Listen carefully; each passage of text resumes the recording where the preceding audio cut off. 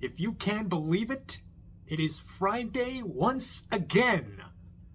Hi everybody, I'm Zach and I like movies. And since his death earlier this year, I've been watching some of David Lynch's movies and really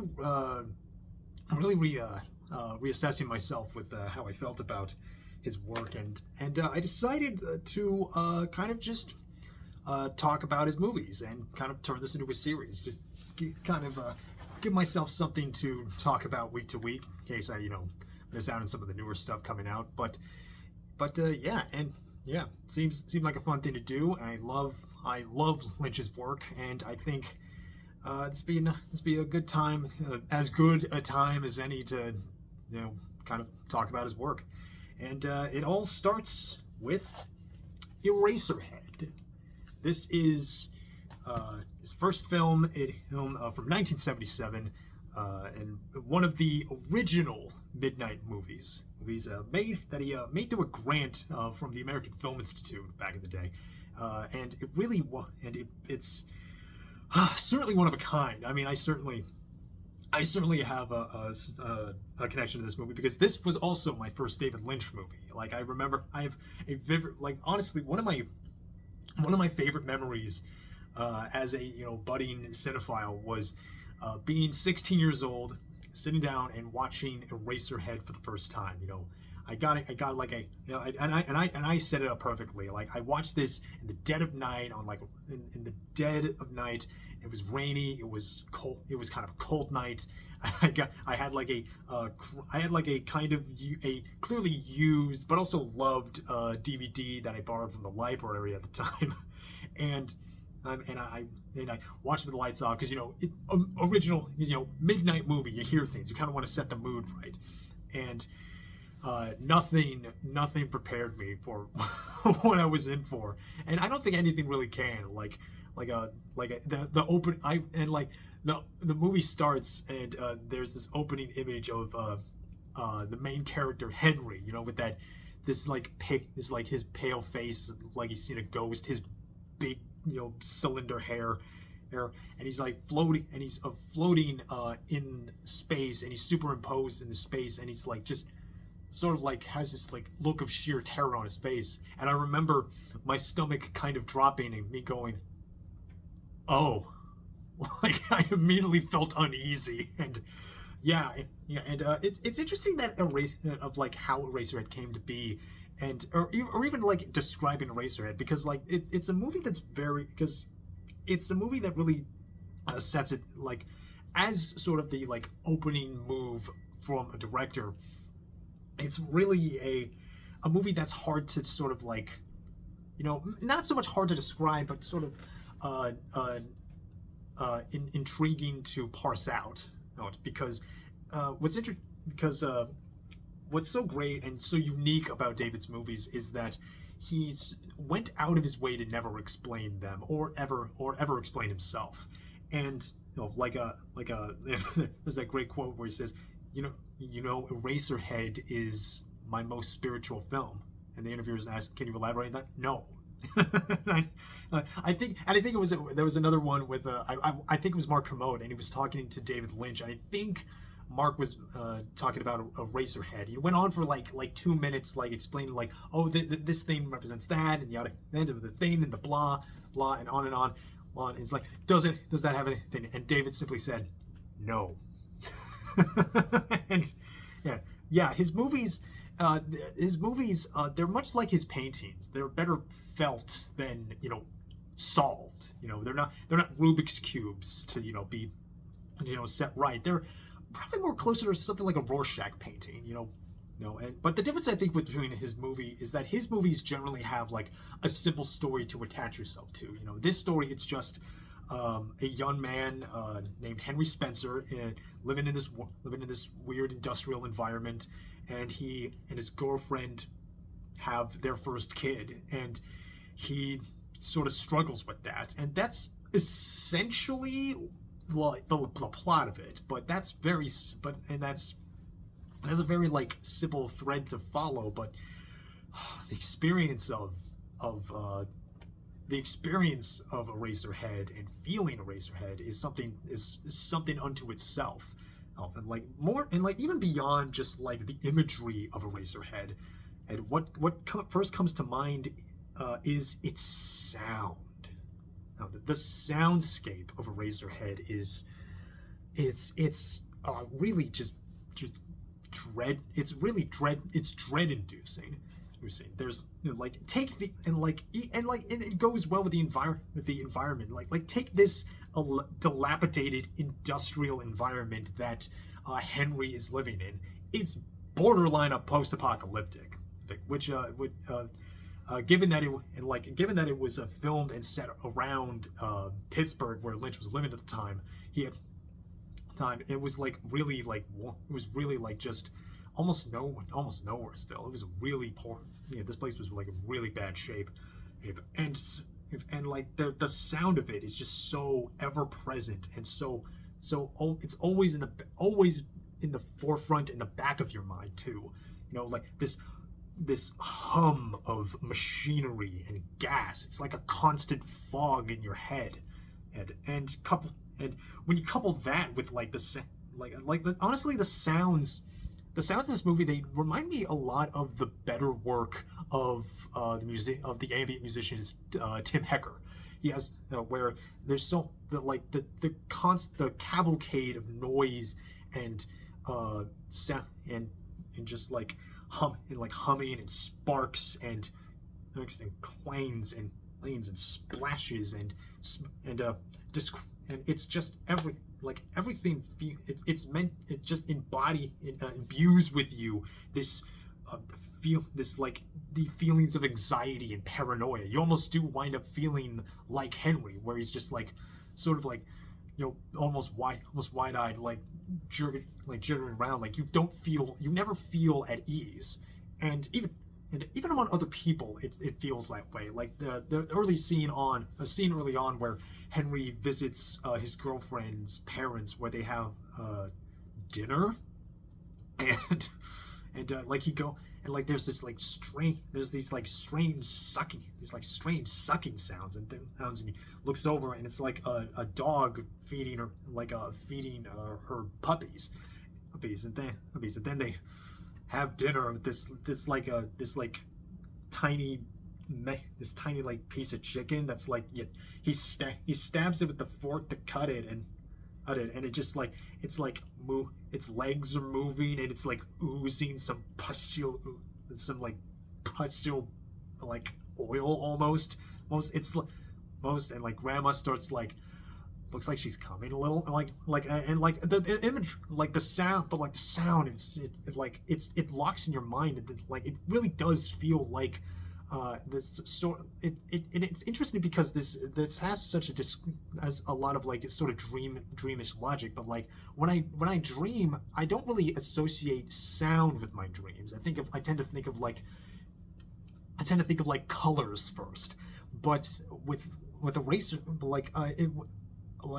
Eraserhead, it's like it captured a nightmare, because it's like I have a vivid memory of a nightmare where like everything was going fine, and then I remember turning a corner and like going down this like tunnel, and I remember everything just getting louder and louder and louder until I woke up, and Eraserhead sort of like operates on a similar level, where it feels like something you can't wake up from. It's something you're trapped in. And I think that idea of that fear is something that I think a lot of his works latch onto. There's like something of a core fear that you can sort of like pick at and pull from and like when Eraserhead, there is this fear of parenthood and this sort of existential dread of parenthood, and it's sort of these which you could also make out of while you can also make out of like sort of read into out of what Lynch was going through at the time. When he was making this, and it took years for him to make this, but while he was getting this made, he was a young man. He was a young father too, and around the time he was also getting more into transcendental meditation, which became a very important part of his life and his philosophy, and big life changes were being made, and when a lot of changes like that happen, there's a lot of anxiety to that. That, you know, am I? I don't recognize the person I'm becoming. I'm really afraid of.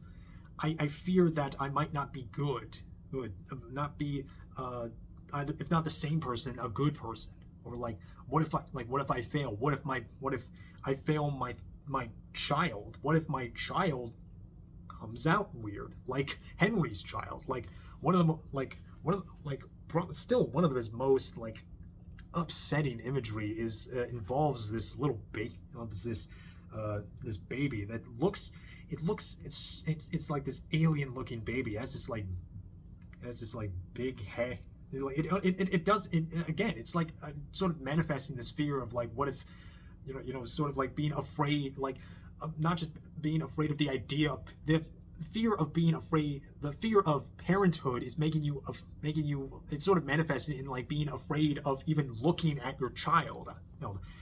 And couple that with all like all of the like this recurring sperm imagery in the movie, like early on in the like one of the opening, basically it's opening montage, and there's sort of this lawn tendril, again, it's very sperm like thing that sort of like splashes in this crater of what looks like milk, which it's like, you can't fool me, David, I know a cum shot when I see one. But and even again, even the shape of the baby, there's so much like there's a lot of like sort of again, it feels like your subconscious becoming more present.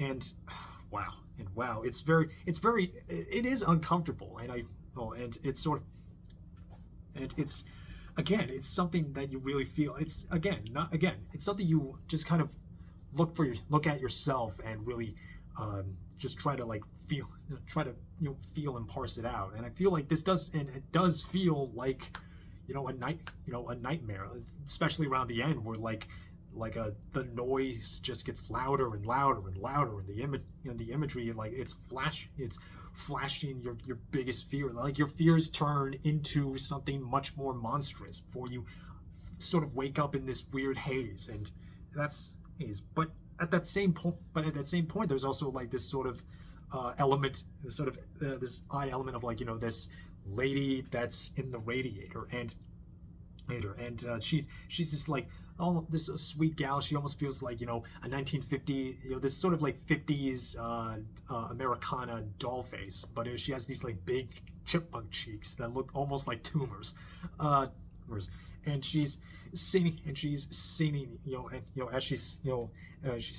sings, she says, "In heaven everything is fine," and she's smiling and giggling, and she's like stomping these weird sperm like worms, and just pops with this pustule, I think that's, and what I sort of got out of that was a sort of an alluring escape. You're a new man, a new father, and you don't feel like you're cut out for this, and you want, it's sort of like an allure, or even an allure of an affair almost. You're not, there's so much fear and anxieties going on, and you almost want to just like get away from it all, even if it's just for one night. And it's night, and I think that's, and I think that, and especially since that so much of the movie is like just caked in this like inky black and white. Her scene, this lady in the radiator, her scenes are like almost overlaid in this haze, in this like hazy movie theme, this stage theater, and it's really, and it's just really something you can't quite you can't get anywhere else. You can only get from David Lynch. And kudos to David for like getting this made. But I think, as far as like, if you aren't already, I don't know if I would recommend this as like a primer for David Lynch. I would probably say maybe watch like the Twin Peaks premiere, or even something like a Blue Velvet first. Maybe that's a little more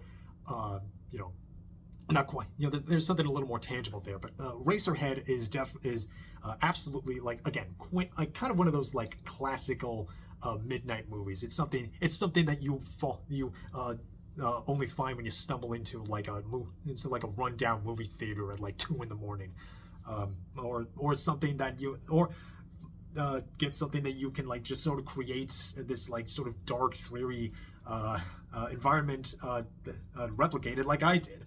And but yeah, I definitely see why it's seen as like one of the like great like sort of directorial debuts, and a movie that's definitely should be seen in like early filmmaking classes, and also I have to recommend this Criterion Blu-ray, because this also comes with like something like 6 shorts. Yeah, some six short films that David did that sort of have a lot of sort of similar presentation to Eraserhead. They're much more like they're sort of in that similar vein of like you sort of like feel it out and wonder like what could this be? What do I feel out of this? What could he feel out of this? But again, some art doesn't need like explanation. It just needs to be like felt, and maybe then you could feel something in yourself through that. And I feel, and yeah, this is a great. This is great. I definitely. I don't think this is like my favorite David Lynch, but it is something special.